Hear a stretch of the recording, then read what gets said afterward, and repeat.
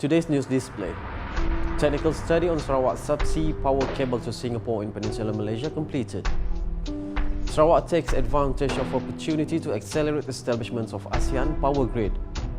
Sarawak Governor receives courtesy call from prominent historians on history of Malaysia.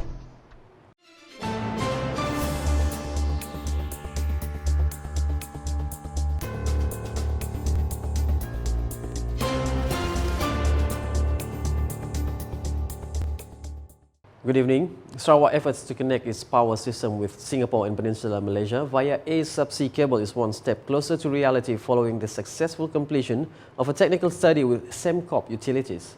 According to Sarawak Premier Datuk Petinggi Tan Sri Dr. Abang Abdul Rahman Zohari to Datuk Abang Openg, commercial negotiations for these connections are progressing well.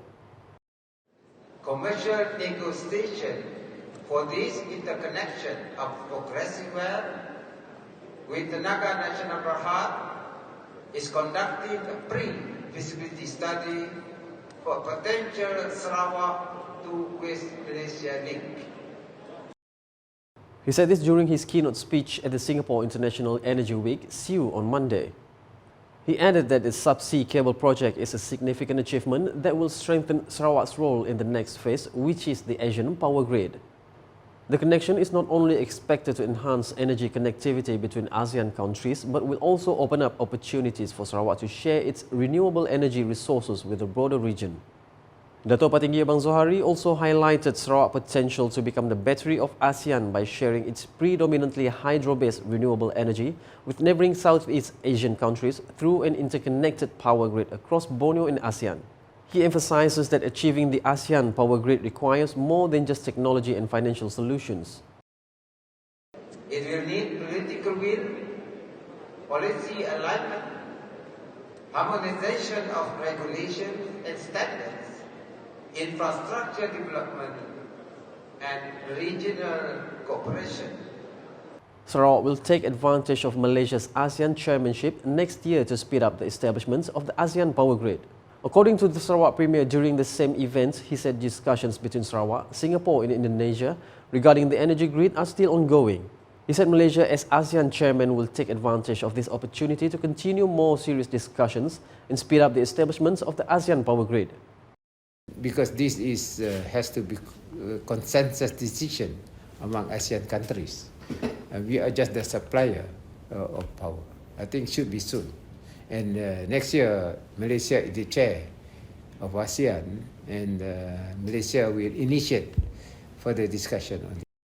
Datuk Petinggi Abang Zohari also informed that the ASEAN power grid project infrastructure can be implemented in 2030.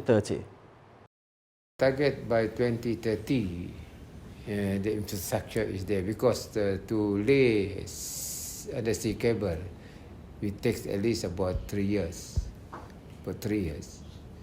And then the other one is towards Peninsular Malaysia. And then we have to also lay another sea cable to Peninsular Malaysia that will enhance the Dangga national supply of renewable energy. Sarawak Governor Tun Pin Sri Dr. Wan Junaidi Tuanku Jaafar received a courtesy call from the delegations of national historians to discuss various issues relating to the history of Malaysia. Among the delegates were Dr. Mustafa Ahmad, Professor Dato Emeritus Dato Dr. Abdullah Zakaria Ghazali, Professor Dr. Ishak Saad, Associate Professor Dr. Abu Hanifah Haris, Dr. Roslini Alani, Abdul Kadir and Tengku Marzuki Tengku Ismail. This meeting is seen as a proactive step towards ensuring that the nation's history, particularly the history of Sarawak, receives the attention it deserves. The discussions were both in-depth and comprehensive, focusing on aspects of Malaysian history that have been underexplored. Meanwhile, Tun Pin Sri Dr. Wan Junaidi emphasizes that a deep understanding of the nation's history is crucial for both leaders and Malaysians, as it serves as the foundation for the future. Therefore, he encouraged local scholars to expand research and writings on Sarawak history, covering various perspectives, including the pre- and post-Brooke eras. Tun Pin Sri Dr. Wan Junaidi also urged the academic community to continue strengthening the teaching of history at the national level. Sarawak Government and the United Nations International Children's Emergency Fund, UNICEF, are currently working together on a project titled Child-Sensitive Integrated Social Protection Initiatives, which aims to integrate social assistance for children with early childhood interventions and parenting education. According to the Sarawak Premier, the government must prioritise investments in children to ensure that policies are inclusive and sensitive to the needs of the poorest of the poor, the most marginalised groups, including rural communities, refugees and children living in the urban slums. This ongoing collaboration reflects our commitment toward constantly improving social protection and nutritional outcome of children in Sarawak. Our initiative aims to ensure that no child is left behind, and we are committed to improving access to education and healthcare for all. He said this in his speech read by the Sarawak Deputy Premier Dato' Amar Douglas Uga Ambas during the opening ceremony of the Regional Social Policy Conference 2024 held here on Tuesday.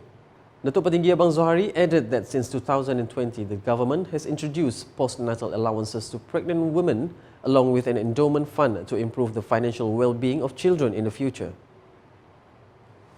The Ministry of Human Resources, Kesuma, launched an integrated operation starting today until October 23, 2024 in the Kuching division. Sarawak Labour Department Director Awang Radwan Awang Omar said the operation will focus on compliance with labour laws.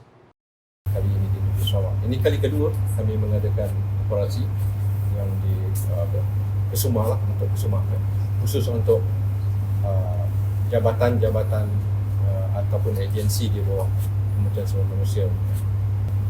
Setiap wakil penguasa daripada jabatan-jabatan ini akan menguatkuasakan akta masing-masing undang-undang masing-masing lah. He said this during the launch of Kesuma's integrated operations at the Sarawak State level at Wisma Sokso, Kuching on Tuesday. He said this operation aims to optimize the use of existing workforce in addition to ensuring compliance with labour laws as well as strengthening enforcement activities in each department and agencies involved. In addition, he said this operation also aims to strengthening the sharing of labour information and data under Kesuma, as well as planned systematic and organised enforcement. In his speech, he hopes this operation can achieve its goal in ensuring compliance with labour laws and improving the well-being of the workforce in Sarawak. And that's the English edition with me, Saiful Bahri Muhammad. More news can be found in our official portal ukas.sarawak.gov.my and social media platforms including Facebook and YouTube. We conclude today's UKAS Bulletin with highlights of the Singapore International Energy Week on Monday. #Saluran Informasi Rakyat. Have a good night.